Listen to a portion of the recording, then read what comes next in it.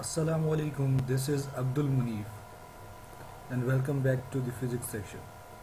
Today we are going to start a new chapter, chapter number 4, that is force and motion. We already know a little bit about motion. A object or a body is said to be in motion when it changes its surrounding. When it changes its space in its surrounding, then the body is said to be in motion. Then what is force? The basic definition of force is that the force is agent that changes or tends to change the state of a body. दो state के बारे में हमने पढ़ा था, एक state of motion and second one was state of rest. State of motion में अगर बॉडी मौजूद है हमारे पास, तो उसकी स्टेट को चेंज करने के लिए या तो चेंज करे या चेंज करने की कोशिश करने के लिए जो एजेंट इस्तेमाल होता है, that agent is known as force. Force का जो हमारे पास एसआई यूनिट है दैट इज न्यूटन. न्यूटन इसका एसआई यूनिट है, इसके हवाले से हम थोड़ा और आगे पढ़ेंगे. लेकिन अभी फिल वक्त हमें पता होना चाहिए the force is agent that changes और टेंड्स टू चेंज. या कभी कभी तो फोर्स वो एजेंट होता है जो स्टेट को चेंज कर देता है. लेट सपोज एक बॉडी है जो रेस्ट की हालत में रखी हुई है, एक बुक है, उसको उठाने के लिए, उसको उसकी जगह चेंज करने के लिए, उसकी स्टेट चेंज करने के लिए, उसको मोशन में लाने के लिए I have to apply some kind of force. उसको फोर्स लगानी होगी मुझे. लेट सपोज ये वो एग्जाम्पल थी जिसमें उसकी स्टेट चेंज हो गई, उसकी स्टेट रेस्ट से मोशन की तरफ आ गई. लेट सपोज एक ऐसी एग्जाम्पल हम लेते हैं जिसमें उसकी स्टेट चेंज नहीं होती लेकिन स्टेट चेंज करने की कोशिश ज़रूर करता है. जैसे कि कोई दीवार पे मैं अगर जोर लगा रहा हूँ, फोर्स लगा रहा हूँ, तो दीवार अगर अच्छी बनी हुई है आपके घर की तो वो गिर नहीं जाएगी इनिशियली. लेकिन दैट डजेंट मीन कि मैं कोई फोर्स अप्लाई नहीं कर रहा. I am applying my force. मैं उस पर फोर्स अप्लाई कर रहा हूँ, कोशिश कर रहा हूँ कि वो अपनी स्टेट को चेंज करे, वो रेस्ट से मोशन की तरफ आए, लेकिन कर नहीं पा रहा. It is something else. लेकिन मैं कोशिश कर रहा हूँ वो एजेंट जो या तो स्टेट को चेंज कर ले या चेंज करने की कोशिश करे, that agent is known as force. इस चैप्टर के हवाले से अगर बात की जाए तो उसमें कुछ मेन टॉपिक्स है हमारे पास, जैसे कि हम लॉज ऑफ मोशन पढ़ेंगे. Basically Newton's law of motion इसको कहा जाता है. टेंशन के हवाले से डील करेंगे और मोमेंटम के बारे में थोड़ा बहुत डील करेंगे, थोड़ा बहुत पढ़ेंगे. स्टार्ट करते हैं आज न्यूटन्स लॉज ऑफ मोशन से. The Newton's laws of motion were given in 1687. 1687 में दिए गए थे हमें. और ये एक किताब जो कि न्यूटन की लिखी गई थी 1687 में, the mathematical principles of nature philosophy, उसमें ये बयान किए गए. बेसिकली ये जो लॉज थे ये प्लैनेट्स के हवाले से न्यूटन ने बयान किए थे, और हेवनली बॉडीज, जो बड़ी बड़ी बॉडीज हैं हमारे पास स्पेस में मौजूद, उनके हवाले से उन्होंने ये बुक जो है लिखी थी. और इस बुक में 3 लॉज इन्होंने वाजे किए थे. And these 3 laws are now known as Newton's laws of motion और Newton's 3 laws of motion. Motion of objects को पढ़ने के लिए बहुत सारे साइंसदान आए जिन्होंने इस पे बहुत सारी चीज़ें जानने की कोशिश की, लेकिन काफ़ी जो चीज़ें हैं वो हल ना हो सकी. गैलीलियो भी उन्हीं साइंसदानों में से एक हैं जिन्होंने मोशन के हवाले से काम किया, लेकिन पूरी तरीके से कामयाब ना हो सके. उसके बाद न्यूटन ने इस पे काम किया और न्यूटन ने 3 बेसिक लॉज दिए जो आज तक हमारे पास एप्लीकेबल हैं on Newtonian physics. Newtonian physics तक ये हमारे पास लॉज पढ़े जाएंगे. और ये इस पूरे किताबचे में जो आप पढ़ेंगे एसएससी के पूरे कोर्स में, वो पूरी न्यूटोनियन फिजिक्स ही है. तो जितनी भी आप अभी फिजिक्स पढ़ेंगे इस क्लास में, उस पे ये 3 लॉज एप्लीकेबल होंगे. Newton's first law of motion हमें क्या कहता है? Every body continues it's state unless acted upon bye an external force. कोई भी बॉडी हमेशा अपनी स्टेट में रहेगी जब तक कि एक्सटर्नल फोर्स उस पर अप्लाई नहीं होती। जब तक एक्सटर्नल फोर्स उस पर अप्लाई नहीं होगी ये बॉडी हमेशा अपनी स्टेट में ही रहेगी। लेट्स सपोज अगर कोई ऑब्जेक्ट है वो मूव कर रहा है विथ सर्टेन स्पीड, अगर मूव करता हुआ आ रहा है, उसको रोकने के लिए, जैसे कि ये कार चलती हुई आ रही है, इसको रोकने के लिए मुझे कुछ फोर्स अप्लाई करनी होगी। या तो इसके आगे जैसे कि ये दीवार बनी हुई है, मैं एक हर्डल बनाऊंगा जो कि इसके ऊपर, गाड़ी के ऊपर फोर्स लगाएगी और जिसकी वजह से ये मोशन से रेस्ट की तरफ आ जाएगी। या तो मुझे ब्रेक अप्लाई करने पड़ेंगे। Brake is some kind of force जो कि इंजन आपके अप्लाई कर रही है। हाइड्रोलिक ब्रेक्स क्या होते हैं, आपके पास फोर्स होती है एक किस्म की जो मैं लगाता हूं और वो एक लिक्विड्स पे लगता है और वो लिक्विड प्रेशर डालता है आपके टायर्स के ऊपर। तो I have applied some kind of force, तो फोर्स अप्लाई करूंगा तभी इसकी स्टेट चेंज होगी। लेट्स सपोज ये गाड़ी यहाँ पे आ रही है, तो इस पे अगर ये सीधी चलती हुई जाएगी, जब तक कि मैं इसको फोर्स ना लगाऊं, उस डायरेक्शन में मूव ना करवाऊं, तो उसके लिए भी मुझे स्टीयरिंग को मूव करना होगा। स्टीयरिंग को जब तक मैं मूव नहीं करूंगा तब तक ये अपनी डायरेक्शन भी चेंज नहीं करेगी। इसका मतलब है ये हमेशा यूनिफॉर्म मोशन में रहेगी जब तक कि इस पे एक्सटर्नल फोर्स अप्लाई नहीं करेंगे। और ये कौन से मोशन होगी, ये लीनियर मोशन होगा जब तक कि इस पे फोर्स अप्लाई नहीं होता। This law is also known as law of inertia. इसको लॉ ऑफ इनर्शिया भी कहा जाता है। What is inertia? इनर्शिया क्या है हमें पहले ये पता होना चाहिए। Inertia is tendency of body to oppose the change in its state. एक हर बॉडी के अंदर एक अपना एजेंट, एक अपनी प्रॉपर्टी मौजूद होती है। वो चाहती है कि जिस स्टेट में वो मौजूद है अपनी स्टेट को चेंज ना करे। अगर कोई बॉडी यहाँ पे रखी हुई है रेस्ट की हालत में, तो वो चाहेगी हमेशा रेस्ट में ही रहे, अपनी स्टेट को चेंज ना करे। अपनी स्टेट कब तक चेंज नहीं करेगी? जब तक कि उस पर कोई एक्सटर्नल फोर्स नहीं लगती। जैसे कि ये किताब यहाँ पे रखा हुआ है, कब तक रखा रहेगा? तब तक रखा रहेगा जब तक इस पे कोई एक्सटर्नल फोर्स लगा के इसको उठाता नहीं है।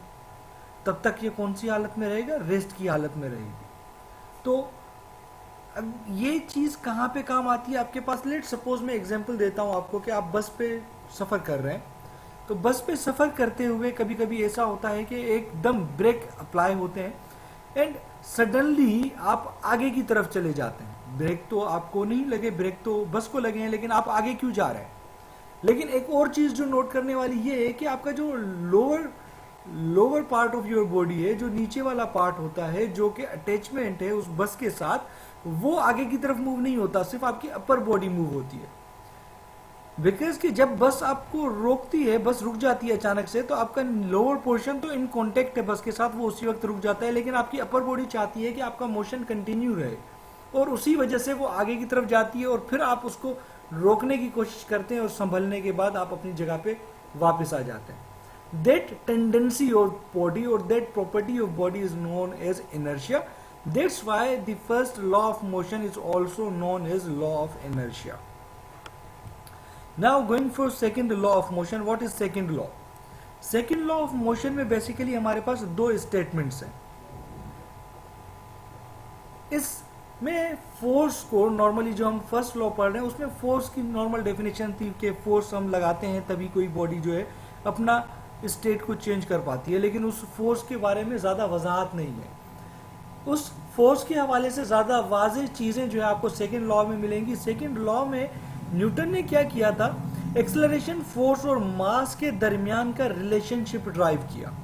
किस तरीके से ड्राइव किया वो जरा देखते हैं। द फर्स्ट स्टेटमेंट, इसमें दो स्टेटमेंट्स आपके पास मौजूद हैं। दिस इज स्टेटमेंट नंबर 1 और this is statement number 2। First statement आपके पास क्या है कि acceleration is directly proportional to force. Acceleration is directly proportional to force. This sign is sign of proportionality, इसको बोलते हैं प्रोपोर्शनैलिटी की sign. Acceleration is directly proportional to force considering the mass remains constant. जब mass आपके पास constant होगा तो acceleration directly proportional होगा फोर्स के। What is acceleration? We have dealt with the acceleration before, हम पहले भी पढ़ चुके हैं एक्सेलरेशन के हवाले से। That change in velocity with respect to time, velocity में कितना चेंज आता है टाइम के एतबार से, that is known as acceleration. Let's suppose यहां पे हम इस तस्वीर में देखते हैं कि दो आदमी जो है इस गाड़ी को धक्का दे रहे हैं, तो दो आदमियों की कुछ ना कुछ फोर्स होगी। लेट सपोज हम बोल देते हैं कि एक आदमी जो फोर्स लगा रहा होगा दैट इज अराउंड 10 न्यूटन की फोर्स लगा रहा है, तो दो आदमी मिलके कितनी फोर्स लगाएंगे, 20 न्यूटन की। तो इसकी वेलोसिटी 0 से 10 वेलोसिटी आने में लेट सपोज के 2 सेकंड लग जाएंगे। जैसे कि हम धक्का देते हैं गाड़ी को तो गाड़ी अपनी स्पीड पकड़ती है, तो चेंज कितना आया 2 सेकंड में, 10 मीटर पर सेकंड का चेंज आया। लेकिन अगर ये तीसरा बंदा भी यहाँ पे मिल जाए तो 10 न्यूटन और फोर्स मिल जाएगी, तो गाड़ी ज्यादा तेजी से थोड़े से टाइम में चलना शुरू कर देगी या हल्के से चलना शुरू कर देगी। जाहिर है जितनी फोर्स हम ज्यादा लगाएंगे, जितने लोग ज्यादा होंगे, गाड़ी जल्दी से उतना तेजी से चलना स्टार्ट हो जाएगी। तो फोर्स जितनी ज्यादा होगी एक्सेलरेशन भी उतनी ज्यादा होगी। And what is the factor, you should have to kept the mass constant, mass को कांस्टेंट रखना है यहाँ पे। सेकेंड स्टेटमेंट है कि acceleration is inversely proportional to mass when force remains constant. यहाँ पे एक ही आदमी है जो 10 न्यूटन की फोर्स लगा रहा है, यहाँ पे भी वही आदमी है जो 10 न्यूटन की फोर्स लगा रहा है। तो बताइए एक मास आपके पास 400 केजी का है और दूसरा मास 40 केजी का है, तो ज्यादा तेजी से कौन मूव करेगा, एक सेकंड में ज्यादा तेजी से कौन मूव करेगा। एक सेकंड के अंदर दोनों रेस्ट की हालत में मौजूद हैं, इसको भी ये धक्का दे रहा है और इसको भी, ये 400 केजी को भी धक्का दे रहा है। तो बताइए ज्यादा तेजी से वेलोसिटी किसकी इंक्रीज होगी, जाहिर है जिसका मास कम होगा। मास कम होगा तो एक्सेलरेशन ज्यादा बढ़ेगी। एक चीज कम है दूसरी चीज ज्यादा हो रही है, अगर मास बढ़ेगा तो एक्सेलरेशन कम होगी। जब एक चीज बढ़ रही हो और दूसरी चीज कम हो रही हो, that will be known as inversely proportional. Inversely proportional को हम 1/m, मास है तो मास के एतबार से लिखेंगे, और कोई और चीज होगी तो इनवर्सली प्रोपोर्शनल लिखने का तरीका ये है आपके पास मौजूद।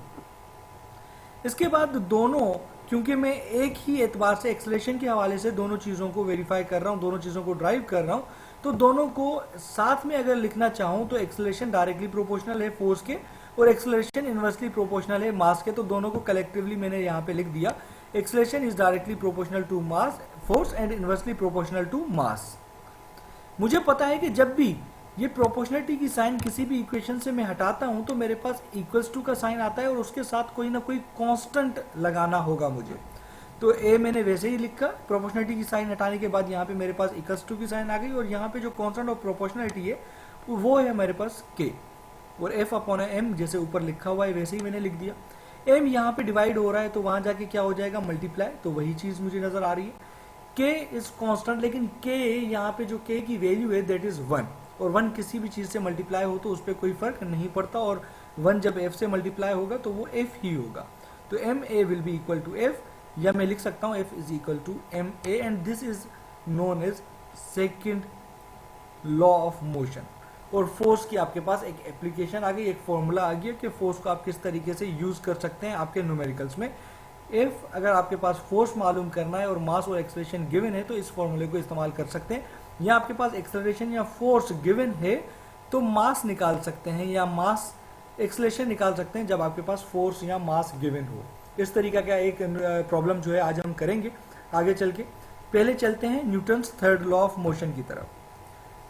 Newton's third law of motion हमें कहता है कि to every action there is equal and opposite reaction. हर एक्शन का अपोजिट रिएक्शन होता है that is equal in magnitude, लेकिन उनकी डायरेक्शन डिफरेंट होती है। लेट्स सपोज ये बुक इस टेबल के ऊपर रखी हुई है तो फोर्स बुक का कोई ना कोई वेट होगा और वेट की डायरेक्शन हमेशा होती है डाउनवर्ड ग्रेविटी की वजह से।